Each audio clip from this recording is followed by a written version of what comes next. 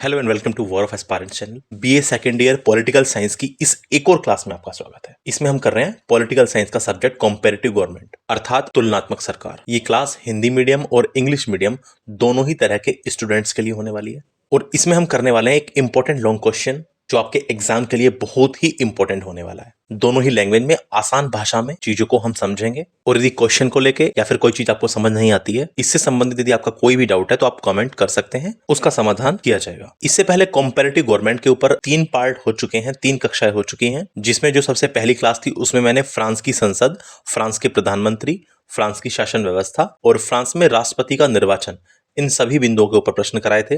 इसके बाद क्लास 2 में हमने ब्रिटिश संविधान की प्रमुख विशेषताओं के ऊपर प्रश्न किया था और क्लास 3 में हमने सभी शॉर्ट क्वेश्चंस को किया था। और आज की इस क्लास में जो हम क्वेश्चन करने वाले हैं वो अमेरिका के संविधान से संबंधित है। आपने यदि पीछे के 3 पार्ट नहीं देखे हैं जरूर देख लीजिएगा। भले ही कक्षाएं पुरानी हैं लेकिन जिनके भी एनुअल एग्जाम होते हैं, मोस्टली प्राइवेट स्टूडेंट्स और कुछ जगह रेगुलर स्टूडेंट्स भी, उन सभी के लिए ये क्लासेस अभी भी रिलीवेंट है क्योंकि एनुअल पैटर्न वाला सिलेबस ऑलमोस्ट वही है। तो चलिए फिर इस क्लास को शुरू करते हैं। और आज की जो क्लास है उसमें जो हमारा क्वेश्चन है वो ये है कि अमेरिकी संविधान की संघीय व्यवस्था की मुख्य विशेषताओं पर प्रकाश डालिए या अमेरिका के संविधान के प्रमुख लक्षणों का वर्णन कीजिए। Describe the main features of the federal system of American constitution, या क्वेश्चन ऐसे भी आ सकता है, describe the main features of the United state constitution. ये इंपॉर्टेंट क्वेश्चन है। अब हम इसको बिल्कुल ध्यान से समझते हैं। बात हो रही है अमेरिका के संविधान की, तो ध्यान रखिएगा अमेरिका का संविधान विश्व का प्रथम लिखित संविधान है। पूरी दुनिया में जितने भी संविधान है ना, उनमें जो सबसे पहली बार जो लिखित संविधान है वो अमेरिका का ही संविधान है। सबसे पहला रिटन कॉन्स्टिट्यूशन अमेरिका का ही है और यह अध्यक्षात्मक शासन प्रणाली का जन्मदाता है। ये कैसी प्रणाली का जन्मदाता है? अध्यक्षात्मक शासन प्रणाली। अब ये अध्यक्षात्मक शासन प्रणाली क्या होती है, आइए पहले इसको समझ लीजिए। अध्यक्षात्मक शासन प्रणाली अर्थात प्रेसिडेंशियल सिस्टम ऑफ गवर्नमेंट। अध्यक्षात्मक शासन प्रणाली को राष्ट्रपति प्रणाली भी कहा जाता है। यह शासन का एक ऐसा स्वरूप है जिसमें जो राष्ट्रपति होता है वो मुख्य कार्यकारी होता है और जनता द्वारा सीधे चुना जाता है। जैसे हमारे यहाँ पर प्रेसिडेंट को जनता नहीं चुनती, प्रेसिडेंट को जनता द्वारा सीधे नहीं चुना जाता। हमारे द्वारा जो चुने गए सदस्य हैं एमएलए एमपी, वो प्रेसिडेंट के इलेक्शन में वोट डालते हैं। लेकिन प्रेसिडेंशियल सिस्टम में क्या होता है? राष्ट्रपति मुख्य कार्यकारी होता है, हमारे यहाँ तो प्रधानमंत्री है मुख्य कार्यकारी, और राष्ट्रपति को जनता द्वारा सीधे चुना जाता है। Presidential system of governance is a form of governance in which the president is the chief executive and is directly elected by the people. इसी को हम कहते हैं अध्यक्षात्मक शासन प्रणाली और इसी अध्यक्षात्मक शासन प्रणाली को राष्ट्रपति प्रणाली भी कहा जाता है। इसमें राष्ट्रपति मुख्य कर्ता धर्ता होता है और जनता डायरेक्ट वोट से उसे चुनती है। उम्मीद है ये बात आपको समझ में आई। अब वापस प्रश्न पर आते हैं। इस संविधान की महत्ता के बारे में ग्लैडस्टोन ने लिखा है कि अमेरिकी संविधान मानव जाति की आवश्यकता और मस्तिष्क से उत्पन्न किसी निश्चित समय की सबसे ज्यादा आश्चर्यजनक रचना है। तो ग्लैडस्टोन का यह मानना है कि जो अमेरिका का संविधान है वो मानव जाति की बहुत बड़ी आवश्यकता थी और मानव के दिमाग से उत्पन्न, मानव के मस्तिष्क से उत्पन्न किसी निश्चित समय की सबसे ज्यादा आश्चर्यजनक रचना माना गया है। किसको? संविधान को, अर्थात अमेरिकी संविधान को। किसके अनुसार? ग्लैडस्टोन के अनुसार। The constitution of America is the first written constitution in the world. This is the originator of the presidential system of governance. मैंने अभी आपको प्रेसिडेंशियल सिस्टम ऑफ गवर्नेंस के बारे में बताया। Regarding the importance of this constitution, Gladstone has written, the American Constitution is the most amazing creation of any given time born out of the need and mind of Mankind. तो American constitution को Gladstone ने एक amazing creation माना है जिसका जन्म हुआ इंसान की नीड की वजह से, आवश्यकता की वजह से। आगे बढ़ते हैं। अमेरिका का संविधान एक निश्चित योजना द्वारा एक निश्चित समय में निर्मित हुआ है। 1787 ईस्वी के फिलाडेल्फिया सम्मेलन में इसका निर्माण किया गया और 1789 ईस्वी से यह लागू हो गया। The constitution of America was created at a certain time by a certain plan. It was created in the Philadelphia Conference of 1787 AD and came into effect from 1789. 1787 में फिलाडेल्फिया सम्मेलन में इसका निर्माण किया गया और 1789 से इसे लागू कर दिया गया। आइए अब जानते हैं कि अमेरिकी संविधान की जो प्रमुख विशेषताएं और लक्षण हैं वो क्या क्या है। इसके मेजर फीचर्स को, इसके मेजर कैरेक्टरिस्टिक्स को अब हमें समझना है। तो हमारा जो मेन टाइटल है वो ये है, अमेरिकी संविधान की संघीय व्यवस्था की प्रमुख विशेषताएं अथवा लक्षण, मेजर फीचर्स और characteristics of the federal system of the American constitution. इसमें सबसे पहला पॉइंट है लिखित संविधान। अमेरिका का संविधान विश्व का सबसे पहला लिखित संविधान है। संघात्मक शासन की सबसे बड़ी विशेषता यह होती है कि उस देश का संविधान लिखित होता है। अभी मैं आपको समझाने वाला हूं संघात्मक शासन क्या होता है, पहले इसको कंप्लीट कर लेते हैं। अब देखिए, अमेरिका का संविधान लिखित तो है, रिटन तो है, परंतु यह छोटे रूप में लिखा गया है। इसमें केवल 7 अनुच्छेद हैं जिनमें केवल संविधान की प्रमुख बातों का ही जिक्र किया गया है। आप इसकी तुलना इस बात से ही कर लीजिए कि जब भारत का संविधान बना था उस समय उसमें 395 अनुच्छेद थे, जबकि अमेरिका के संविधान में मात्र 7 ही अनुच्छेद हैं। तो इसलिए हमने कहा कि यह बहुत छोटे रूप में लिखा गया है। ये लिखित तो है लेकिन अमेरिका का संविधान बहुत छोटा है। तो इसकी जो सबसे पहली विशेषता वो क्या है, वो है written constitution. The constitution of America is the world's first written constitution. The biggest feature of the federal governance is that it has a written constitution. The Constitution of America is written, but it is written in short form. It has only 7 articles in which only the main points of the constitutions have been mentioned. अभी एक शब्द आया था संघात्मक शासन, federal governance. इसको समझ लीजिए एक बार ये क्या होता है।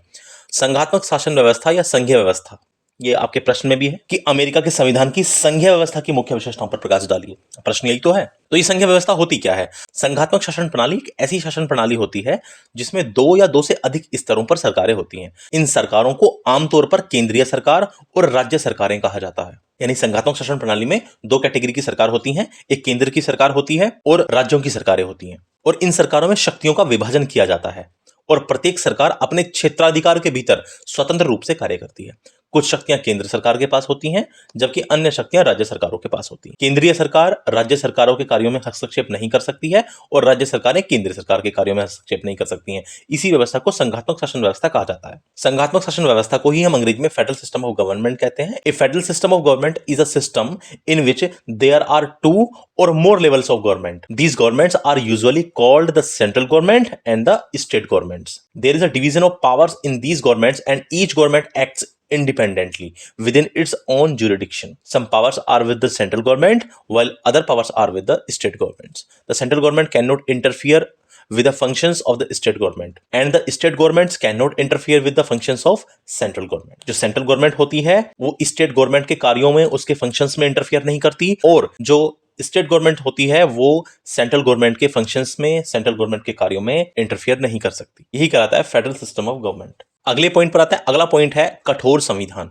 अमेरिका का संविधान एक कठोर संविधान है क्योंकि अन्य संविधानों के विपरीत अमेरिकी संविधान में साधारण कानूनों और संवैधानिक संशोधनों की प्रक्रिया भिन्न है, अलग है। यह संविधान की कठोरता का ही परिणाम है कि अब तक अमेरिकी संविधान में केवल 27 ही संशोधन हुए हैं, केवल 27 ही अमेंडमेंट हुए हैं। जबकि यदि हम भारत से इसकी तुलना करें तो हमारे यहां पर तो 100 से भी ज्यादा अमेंडमेंट हो चुके हैं, 125 तक पहुंच चुके हैं अमेंडमेंट। लेकिन अमेरिकी संविधान में केवल अब तक 27 ही संशोधन हुए हैं। तो इसकी दूसरी विशेषता क्या है? Rigid constitution. The US constitution is a rigid constitution because unlike other constitutions the process of ordinary laws and constitutional amendment is different in the United States constitution. It is a result of rigidity of the constitution that till now only 27 amendments have been made in the US Constitution. तो इसलिए हमने इसको क्या कहा? एक कठोर संविधान है। अगले पॉइंट पर चलते हैं। अगला पॉइंट है संविधान की सर्वोच्चता, सुप्रीमेसी ऑफ द कॉन्स्टिट्यूशन।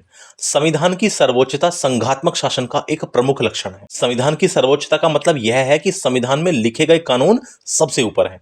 कोई भी व्यक्ति, कोई भी संस्था या कोई भी सरकार संविधान का उल्लंघन नहीं कर सकती। संघ तथा इसकी इकाइयां इसके विरुद्ध आचरण नहीं कर सकती। राष्ट्रपति तथा उच्चतम न्यायालय यानी सुप्रीम कोर्ट सभी इसके अधीन हैं और इसका उल्लंघन नहीं कर सकते। The supremacy of the Constitution is a major feature of federal governance. The supremacy of the Constitution means that the laws written in the Constitution are supreme. No person, no institution, no government can violate the Constitution. The center and its units cannot behave against it. The President and the Supreme Court are all subject to it and cannot violate it. सभी इसके अधीन है, सभी इसके under आते हैं और इसको वायलेट नहीं कर सकते। नेक्स्ट पॉइंट है हमारा विश्व का सबसे छोटा संविधान, वर्ल्ड्स स्मॉलेस्ट कॉन्स्टिट्यूशन। विश्व के लिखित संविधानों में अमेरिका का संविधान सबसे अधिक संक्षिप्त है, सबसे अधिक छोटा है।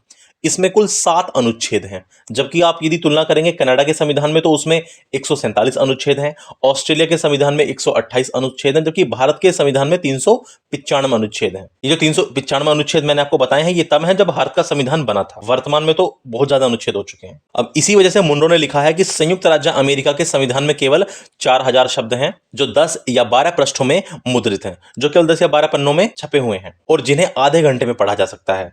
अमेरिका के संविधान में केवल मूलभूत और महत्वपूर्ण बातों का ही उल्लेख है, शेष बातें विवेक पर छोड़ दी गई हैं। मतलब अमेरिका के कॉन्स्टिट्यूशन में केवल बेसिक चीजों का जिक्र किया गया है, बाकी बातों को इंसान के सेंस पर छोड़ दिया गया है, उसकी बुद्धि पर छोड़ दिया गया है, उसकी अक्ल पर छोड़ दिया गया है। The US constitution is the shortest among the written constitutions of the world. It has total of 7 articles, whereas the Constitution of Canada has 147 articles, the Constitution of Australia has 128 articles, and the Constitution of India has 395 articles. This is the number of articles when the Constitution of India was made. That's why Munro has written, there are only 4,000 words in the Constitution of United States which are printed in 10 or 12 pages and which can be read in half an hour. Only the basic and important things are mentioned in the Constitution of America. The rest matters are left to the discretion, or we can say the rest matters are left to the sense. बाकी चीजों को छोड़ दिया गया है इंसान के sense के ऊपर। हमारा अगला पॉइंट है द्वैध शासन व्यवस्था। अमेरिकी शासन व्यवस्था की एक और विशेषता यह है कि यहां पर द्वैध शासन प्रणाली को लागू किया गया है। द्वैध शासन प्रणाली का मतलब होता है दो प्रकार की सरकारों से। संयुक्त राज्य अमेरिका में केंद्र तथा राज्यों में अलग अलग सरकारें हैं। वहां केंद्र अर्थात पूरे अमेरिका के संविधान के अलावा राज्यों के भी अपने अलग अलग संविधान हैं। डायकी system, another feature of the American governance system is that the dual governance system has been implemented here. डायकी system means two types of governments. In the United states there are separate governments at the centre and in the states. Apart from the constitution of the center, that is the entire America and the states also have their own separate constitutions. पूरे America का तो अपना एक constitution है ही, इसके अलावा राज्यों के भी अपने अलग अलग संविधान हैं। इसीलिए हमने इसको क्या कहा, द्वैध शासन व्यवस्था, डायकी सिस्टम। अगला पॉइंट है राज्यों के अपने अलग संविधान। States have their own separate constitutions. संघ में शामिल सभी राज्यों के अपने अलग संविधान हैं और उसमें संशोधन करने की शक्ति भी राज्य विधानसभाओं को ही प्राप्त है।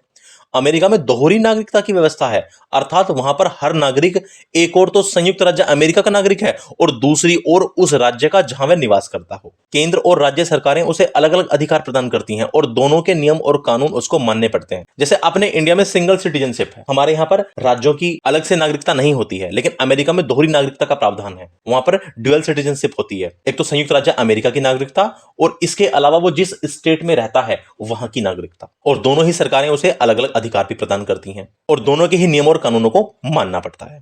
States have their own separate constitutions.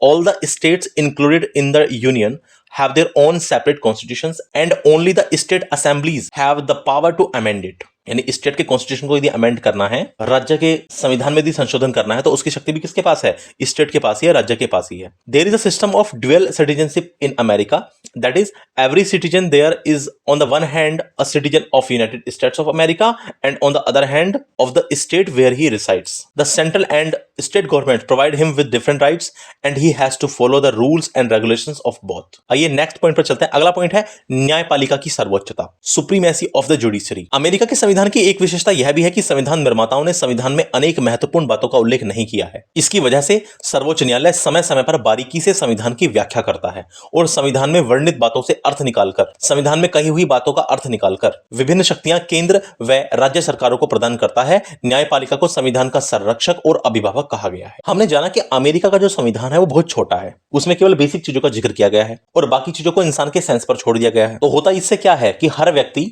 संविधान में लिखित बातों का जो अर्थ निकालेगा अपने अपने हिसाब से निकालेगा। तो फिर डिसाइड कौन करेगा कि वास्तव में यदि संविधान में कोई बात लिखी हुई है उसका वास्तविक अर्थ क्या है? तो इस बात को जो डिसाइड करता है वो होता है सर्वोच्च न्यायालय, सुप्रीम कोर्ट। इसलिए सुप्रीम कोर्ट समय समय पर बारीकी से संविधान की व्याख्या करता है और संविधान में जो बातें वर्णित हैं, संविधान में जो बातें कही गई हैं, उनका अर्थ निकालकर विभिन्न शक्तियां केंद्र की सरकारों को और राज्य की सरकारों को प्रदान करता है। इसीलिए न्यायपालिका को, कोर्ट को संविधान का संरक्षक और अभिभावक कहा गया है। One speciality of the American constitution is that the makers of the constitution have not mentioned many important things in the constitutions.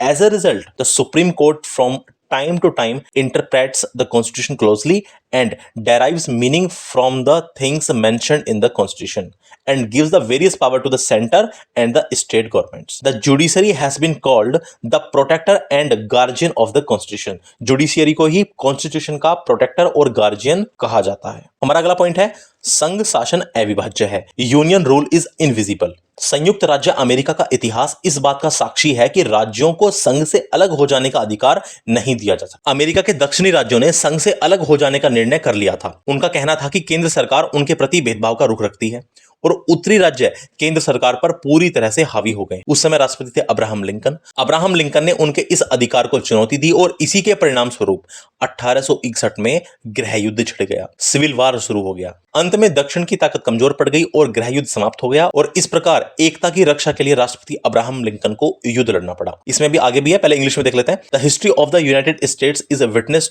To the fact that states can not be given the right to secede from the union. The southern states of the America had decided to secede from the union.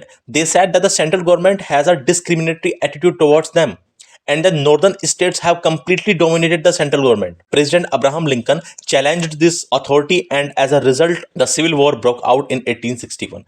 Ultimately, the power of the South weakened, and the Civil War ended. Thus, to protect unity, President Abraham Lincoln had to fight a war. Abraham Lincoln को युद्ध लड़ना पड़ा। America के राजनीतिक यह नहीं चाहते थे कि संघ छिन्न भिन्न हो जाए, वो डिसइंटीग्रेट हो जाए, इसलिए वे राज्य का संघ से पृथक हो जाने के अधिकार को असंवैधानिक समझते हैं। राज्य का संघ से अलग हो जाना, उसको ये असंवैधानिक मानते हैं।